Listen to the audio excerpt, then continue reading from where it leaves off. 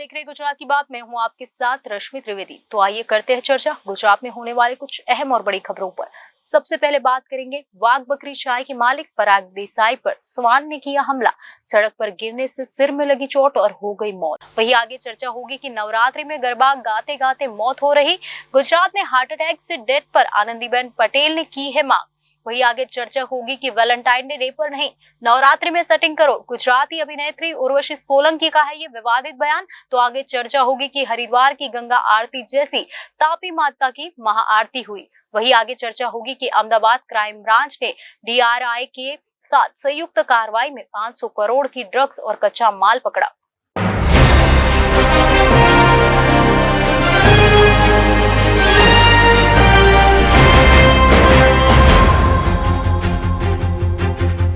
तो आइए शुरू करते हैं गुजरात की बात का सफर और खबरें बताते हैं आपको विस्तार से। गुजरात से एक हैरान कर देने वाला मामला सामने आया है। यहाँ पर पराग देसाई का निधन हो गया है। शॉकिंग यह है कि उनकी मौत स्वान के हमले से हुई है। पराग देसाई लोकप्रिय वाघ बकरी ब्रांड की चाय के लिए जाने जाते हैं। अहमदाबाद में उनका निधन हो गया। बताया जा रहा है कि पराग देसाई पिछले हफ्ते मॉर्निंग वॉक पर निकले थे। इसी दौरान उनके ऊपर स्वान ने हमला कर दिया। उन्हें घायल रूप में अस्पताल में भर्ती कराया गया, जहां उनका निधन हो गया। पराग देसाई के परिवार में उनकी पत्नी विदिशा और बेटी परिशा है। परिवार के करीबी सूत्रों के अनुसार देसाई 15 अक्टूबर को इस्कॉन अम्बली रोड के पास सुबह की सैर करने निकले थे। इस दौरान उनके ऊपर स्वान ने झुंड बनाकर हमला कर दिया। वह गिर गए और स्वान ने उन्हें घायल कर दिया। गिरने से उनके सिर में गंभीर चोट लगी। उन्हें आनंद फानन में अस्पताल में ले जाया गया। वहां शेल्वी अस्पताल में वे भर्ती थे और उनका इलाज यहाँ चल रहा था। बाद में उन्हें हेबतपुर रोड पर एक अन्य निजी अस्पताल में स्थानांतरित कर दिया गया, क्योंकि 24 घंटे बाद उनकी हालत बिगड़ गई। प्राइवेट अस्पताल में पराग देसाई की तत्काल सर्जरी की गई, लेकिन दुर्भाग्य से देसाई की स्वास्थ्य जटिलताएं घातक साबित हुई और रविवार को उनका निधन हो गया। प्रसिद्ध चाय समूह की चौथी पीढ़ी के उद्यमी देसाई ने अमेरिका के न्यूयॉर्क में लॉन्ग आइलैंड विश्वविद्यालय में MBA किया था। पराग देसाई ने वाघ बकरी चाय समूह के विकास में महत्वपूर्ण भूमिका निभाई। इसके बिक्री, विपणन और निर्यात विभाग का नेतृत्व किया। देसाई ने केवल चाय के बारे में भावुक थे, बल्कि स्थिरता परियोजनाओं से भी सक्रिय रूप से शामिल थे और यात्रा और वन्य जीवों में उनकी रुचि थी। 1995 में कंपनी में शामिल होने के बाद, जब इसका मूल्य 100 करोड़ रुपए से कम था, देसाई ने वाघ बकरी चाय समूह को बदलने में महत्वपूर्ण भूमिका निभाई। आज उनके नेतृत्व में कंपनी भारत की अग्रणी डिब्बाबंद चाय कंपनियों में से एक बन गई है, जिसका कारोबार 2000 करोड़ रुपए से अधिक है और 5 करोड़ किलोग्राम से अधिक चाय वितरित कर रही है। वाघ बकरी चाय समूह 24 भारतीय राज्यों में काम करता है और लगभग 60 देशों को अपने उत्पाद का निर्यात करता है। देसाई के दृष्टिकोण ने चाय लाउंज की शुरुआत की, जिसमें ई-कॉमर्स, सोशल मीडिया और डिजिटल प्लेटफॉर्मों में कंपनी की उपस्थिति मजबूत हुई। उत्तर प्रदेश की राज्यपाल आनंदीबेन पटेल ने देश में कैंसर और हार्ट अटैक से हो रही मौत पर चिंता व्यक्त की है। गुजरात के एक कार्यक्रम के दौरान आनंदीबेन पटेल ने राज्य के स्वास्थ्य मंत्री से इन मौतों की वजह खोजने के लिए रिसर्च कराने को कहा है। उत्तर प्रदेश की राज्यपाल आनंदीबेन पटेल ने गुजरात और देश में हार्ट अटैक से हो रही मौतों पर चिंता व्यक्त की है। गुजरात के दौरे पर पहुंची आनंदीबेन पटेल ने पाटन में एक कार्यक्रम में कहा कि इन मौतों का अध्ययन होना चाहिए। गुजरात की ताकतवर श्री खोड़धाम ट्रस्ट की तरफ से आयोजित कार्यक्रम में जब आनंदीबेन बोल रही थी, तब राज्य के स्वास्थ्य मंत्री ऋषिकेश पटेल मंच पर मौजूद थे। आनंदीबेन पटेल ने कहा कि देश में कैंसर और हार्ट अटैक के मामले बढ़ रहे हैं। उन्होंने कहा कि इससे हमारे युवाओं की जान जा रही है, इसका एनालिसिस होना चाहिए। आनंदीबेन पटेल ने कहा कि आप लोगों ने दान की प्रवृत्ति बढ़ी है, लेकिन कैंसर और हार्ट अटैक से हो रही मौतों की तरफ भी हमारा ध्यान होना चाहिए। गुजरात की मुख्यमंत्री रह चुकी आनंदीबेन पटेल ने स्वास्थ्य मंत्री का ध्यान खींचते हुए कहा कि राज्य में युवा हार्ट अटैक से मर रहे हैं, महिलाएं हार्ट अटैक से मर रही है, कितने युवा मरे, इन तमाम कारणों की जांच की जानी चाहिए। सरकार को इस बारे में रिसर्च करना चाहिए। आनंदीबेन पटेल का यह बयान ऐसे वक्त पर आया है जब राज्य में पिछले 48 घंटे में हार्ट अटैक से दर्जन भर से ज्यादा मौत होने की बात कही जा रही है। राज्य में ताजा मामला खेड़ा जिले का सामने आया था। हार्ट अटैक से हुई मौत में कई मामले गरबा से जुड़े हुए हैं। कुछ मौतें गरबा खेलते खेलते हुई है। गुजरात में नवरात्रि की शुरुआत से पहले आईएम ने आगाह किया था कि लगातार गरबा नहीं खेले। गुजरात में कोरोना के बाद हार्ट अटैक के मामले लगातार बढ़ रहे हैं। नवरात्रि की शुरुआत से पहले एक युवक की गरबा प्रैक्टिस के दौरान मौत हो गई थी। राज्य सरकार ने इसी खतरे को देखते हुए गरबा आयोजकों से कार्यक्रम के दौरान एम्बुलेंस रखने की हिदायत दी थी। लेकिन इस सब के बाद भी गरबा आयोजनों के साथ राज्य में हार्ट अटैक से मौतों के मामले सामने आ रहे हैं। राज्य में 48 घंटों में करीब 12 लोगों की मौत हार्ट अटैक से हुई है। नवरात्रि की मंगल उत्सव के मौके पर अमंगल की घटनाएं मीडिया की सुर्खियां बनी हुई है। उत्तर प्रदेश की राज्यपाल और गुजरात की पूर्व सीएम आनंदीबेन ने स्वास्थ्य मंत्री को नसीहत दी है। कार्यक्रम में हालांकि मुख्यमंत्री भूपेंद्र पटेल भी मौजूद थे। राज्य के सौराष्ट्र के सबसे ज्यादा सडन हार्ट अटैक से मौतें सामने आई हैं। डॉक्टर इस पोस्ट कोविड इम्पैक्ट मान रहे हैं। हालांकि इन मौतों को लेकर कोई सटीक रिसर्च सामने नहीं आई है।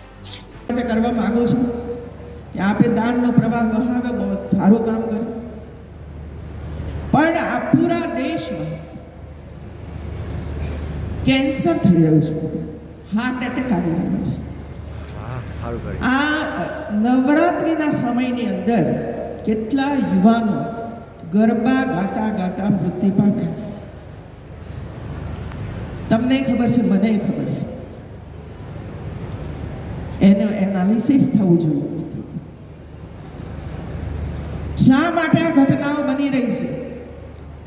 એવું શું આપણે કરી રહ્યા છે કે જેને કારણે આ ઘટનાઓ બની રહી છે? હમણાં આજ તો એક 13 વર્ષનો કે 16 વર્ષનો દીકરો ગુજરી ગયો, અને તમે એનાલિસ કરો છો કે નહીં મને ખબર નથી, પણ અમારા ઋષિકેશભાઈ બેઠા છે, તમે પાછલા 1 વર્ષની અંદર કેટલા યુવાનો મૃત્યુ પામ્યા એનો હિસાબ કરો અને એનો સ્ટડી કરાવો। એમાં કેટલી મહિલાઓના મૃત્યુ થયા અને કેટલા પુરુષોના મૃત્યુ થયા, કેટલા યુવાનોના મૃત્યુ થયા, એનું પણ એનાલિસિસ કરો। गुजरात में सोफिया अंसारी के बाद अब अभिनेत्री उर्वशी सोलंकी विवाद में आती दिख रही है। उर्वशी सोलंकी ने नडियाद में एक गरबा आयोजन के दौरान नवरात्रि उत्सव की तुलना वैलेंटाइन डे से कर दी। उन्होंने पूछा कि गरबा खेलते आप में से कितने लोगों ने प्रपोज कर लिया है। गुजरात में नवरात्रि उत्सव में गरबा की धूम के बीच अभिनेत्री उर्वशी सोलंकी का विवादित बयान सामने आया है। नडियाद में एक गरबा कार्यक्रम में गेस्ट बनकर पहुंची उर्वशी सोलंकी ने नवरात्रि के गरबा आयोजन को प्रेम मिलन से जोड़ दिया। उन्होंने खुलेआम मन से पूछा कि आप में से कितने लोगों ने आई लव यू बोल दिया है। उर्वशी यहीं पर नहीं रुकी, उन्होंने कहा कि गुजरात का गरबा दुनिया भर में फेमस है। गुजरात में लोग आई लव यू बोलने के लिए वैलेंटाइन का नहीं बल्कि नवरात्रि का इंतजार करते हैं। गुजरात की एक्टर, मॉडल और एंकर उर्वशी सोलंकी का अब यह बयान सोशल मीडिया पर वायरल हो रहा है। मां आदिशक्ति अम्बे की आराधना के पर्व नवरात्रि के मौके पर गुजरात में बड़े गरबा कार्यक्रमों का आयोजन होता है। उर्वशी सोलंकी ने नडियाद के गरबा आयोजन में कहा कि गुजरात का गरबा पूरी दुनिया में फेमस है। गुजरात में किसी लड़की को आई लव यू कहना हो तो लोग वैलेंटाइन डे का नहीं बल्कि नवरात्रि का इंतजार करते हैं। 9 दिन गरबा करने के बाद भी अगर आप सिंगल है तो समझो आपने सिर्फ गरबा ही किया है। आप में से कितने लोगों ने आई लव यू बोला है? और 9 दिन में जिन लोगों की सेटिंग नहीं हुई है वे अगली नवरात्रि का इंतजार करें। उर्वशी ने नडियाद के जिस गरबा आयोजन में यह बयान दिया था उस कार्यक्रम से जुड़ा एक नृत्य का वीडियो इंस्टाग्राम पर साझा किया है। अब कौन है उर्वशी सोलंकी? तो उर्वशी सोलंकी गुजरात के पालनपुर से ताल्लुक रखती है। उन्होंने मॉडलिंग से ग्लैमर वर्ल्ड में दस्तक दी थी। उर्वशी अब तक गुजरात की कई विज्ञापनों के साथ कन्नड़ और हिंदी भाषा की फिल्मों में जलवा बिखेर चुकी है। उर्वशी की पहचान एक बोल्ड मॉडल अभिनेत्री की है। उर्वशी मुंबई में रहती है। उन्होंने अपनी आर्ट्स की पढ़ाई पालनपुर से की है। उर्वशी ने शान और मीका सिंह के साथ कुछ शूट किया है।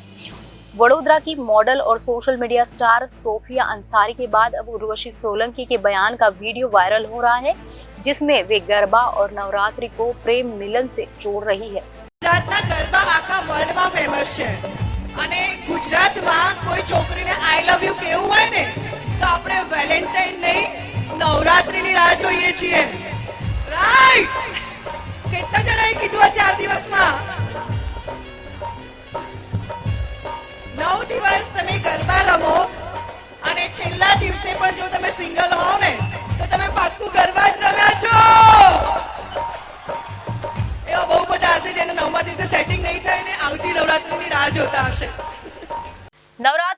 उत्सव के अवसर पर सूरत के जहांगीरपुरा में सूर्यपुत्री तापी नदी के तट पर केंद्रीय रेल और कपड़ा राज्य मंत्री दर्शना जरदोश और सूरत नगर निगम के पदाधिकारियों की उपस्थिति में महाआरती का आयोजन किया गया, जिसमें बड़ी संख्या में उपस्थित लोगों ने भी सूर्यपुत्री तापी की पूजा अर्चना कर स्वयं को धन्य महसूस किया।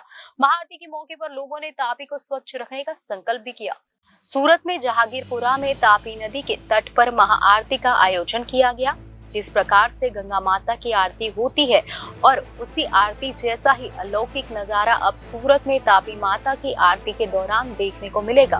केंद्रीय रेल एवं कपड़ा राज्य मंत्री दर्शना जरदोश, सूरत नगर निगम के अधिकारियों और नागरिकों की मौजूदगी में सूर्यपुत्री तापी नदी के तट पर आरती कर सभी लोगों ने खुद को धन्य महसूस किया। यह आयोजित महाआरती कार्यक्रम में उपस्थित लोगों ने शोस्त्रक विधि विधान से मंत्रोच्चारण किया।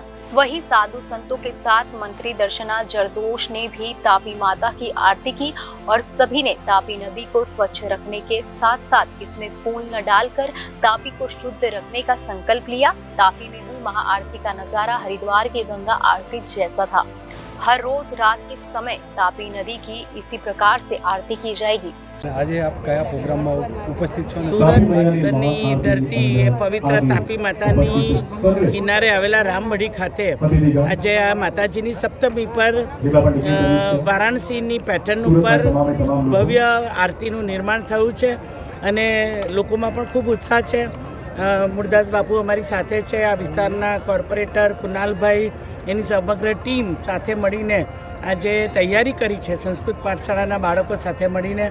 એટલે મને એવું લાગે છે કે પ્રધાનમંત્રીશ્રીએ જે રીતે G20 પછી આખા દેશમાં નહીં દુનિયામાં જે ભારતની સંસ્કૃતિને ઉજાગર કરી છે તેનું અત્યારે આપણને જીવતું જાગતું અહીંયા સુરતની અંદર દ્રશ્ય જોવા મળશે કે તાપી એ પવિત્ર જેના દર્શન માત્રથી પુણ્ય પ્રાપ્ત થાય છે, સ્મરણ માત્રથી એ જગ્યા ઉપર એની આરતી કરીને એક નવી શરૂઆત કરી રહ્યા છે, નવી પહેલ છે અને મારી ખૂબ ખૂબ શુભકામના છે અને લોકો સ્વયંભૂ એની અંદર જોડાઈ રહ્યા છે। આવનારા દિવસોની અંદર પણ સમયાંતરે આ જ પ્રકારની આરતી આપણે ચાલુ રાખશું। તાપી મૈયાની આજ આરતીના એક સરસ મજાના હૃદયસ્પર્શી કાર્યક્રમને આપ સૌ માણવા અને અમે એને આવકારીને વધાવવા ઉત્સુક બની આપ સૌની સેવામાં આજથી તાપી મૈયાની આરતીની પ્રસન્નતા સૌને પ્રાપ્ત થાય। ભવિષ્યના તાપી મૈયાના દર્શન, ગંગા મૈયાના દર્શન જેવા બની રહે। અહીં પધારેલા આપણા જવાબદાર સેવાધારીઓ એ બધાને હું હૃદયથી આવકારું છું। આપ સૌ પત્રકાર ભાઈઓને પણ હૃદયથી આવકારું છું। જય ભારત, જય તાપી મૈયા। अहमदाबाद क्राइम ब्रांच ने राजस्व खुफिया निदेशालय यानी DRI के साथ मिलकर बड़ी कामयाबी हासिल की है। क्राइम ब्रांच की टीम ने महाराष्ट्र के औरंगाबाद में छापेमारी कर 200 करोड़ रुपए के तैयार ड्रग्स और 300 करोड़ रुपए का ड्रग्स में इस्तेमाल करने वाला केमिकल बरामद किया है। इस सिलसिले में 3 लोगों को हिरासत में लेकर पूछताछ की जा रही है। जानकारी के अनुसार अहमदाबाद क्राइम ब्रांच को ड्रग्स सप्लायर के बारे में पता चला जो देश के कई राज्यों में ड्रग्स की आपूर्ति करता था। क्राइम ब्रांच ने इसके लिए करीब 15 दिन तक औरंगाबाद में पड़ाव डालकर आरोपी का पता लगाना शुरू किया। बाद में जानकारी मिलने पर 3 जगहों पर छापेमारी कर 500 करोड़ रुपए की ड्रग्स बरामद की गई।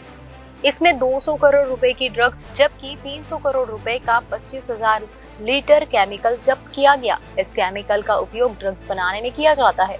पकड़े गए जत्थे में कोकीन, डेटामाइन, एमटी ड्रग्स शामिल है। आरोपी में से एक सूरत का बताया जा रहा है जो मामले में मुख्य सूत्रधार है। सूत्रों के अनुसार इन ड्रग्स माफियाओं का देश के कई राज्यों में नेटवर्क है जो ड्रग्स आपूर्ति कर देश की युवा पीढ़ी को नशे की लत में धकेल रहे हैं। पुलिस मामले की तह तक पहुंचने की कोशिश में जुट गई है। अहमदाबाद क्राइम ब्रांच के द्वारा हाल कुछ महीनों में 10 से ज़्यादा सिंथेटिक ड्रग के केस करने में आए हैं। इन केसों के बाद माननीय गृह मंत्री श्री और माननीय पुलिस कमिश्नर श्री द्वारा सूचना दी थी कि आप इन ड्रग्स के केसों में टॉप से बॉटम और बॉटम से टॉप तक सभी आरोपियों को पकड़ें, जिसमें कि पेडलर से लेकर फैक्ट्री तक पकड़ने की सूचना दी गई। अहमदाबाद क्राइम ब्रांच के अंदर डीसीपी क्राइम, एसीपी क्राइम और पुलिस इंस्पेक्टर वीबी आल के द्वारा एक इंफॉर्मेशन डेवलप करने में आई, जिसमें ये पता चला कि अहमदाबाद में जो केस जो हो रहे हैं उसमें जो ड्रग्स भेजने वाला जो है वो औरंगाबाद के एक MIDC विस्तार के अंदर एक फैक्ट्री से आ रहा है। इस इंफॉर्मेशन के ऊपर DCP क्राइम ब्रांच के द्वारा DRI के अधिकारियों का संपर्क किया गया और वहाँ पर कंफर्म ये इंफॉर्मेशन मिली कि इस फैक्ट्री के अंदर सिंथेटिक ड्रग्स बन रहे हैं और उसके बाद DRI की टीमों के द्वारा वहाँ पर रेड करने में आई और पंचनामा करके गुना दाखिल करने में आया। ये जो केस हुआ है इसके अंदर फैक्ट्री से कुल 4.5 किलो मेफेड्रॉन, 4 किलो 300 ग्राम केटामाइन और 9 किलो 300 ग्राम वजन का मेफेड्रॉन का मिक्सचर मिला है। इस मिक्सचर और मेफेड्रॉन और ड्रग्स के मिलने के बाद जो मुख्य आरोपी है जितेश हिनोरिया, उसके बंगले पर जब रेड की गई DRI के द्वारा तो वहाँ पर 23 किलो कोकीन, 2 किलो 900 ग्राम मेफेड्रॉन और 30 लाख रुपए नकदी कैश मिला। और इस रेड के अंदर कुल ड्रग्स जो है 250 करोड़ के ऊपर क्वांटिटी मिली है और DRI के द्वारा जो 2 आरोपी हैं जितेश प्रेमजी भाई हिनोरिया और संदीप कुमार शंकर कुमावत, इन दोनों को अरेस्ट किया गया है और आगे का इन्वेस्टिगेशन चल रहा है। तो गुजरात की बात में आज बस इतना ही। आने वाली सभी खबरों को जानने के लिए आप जुड़े रहिए जनादेश न्यूज के साथ।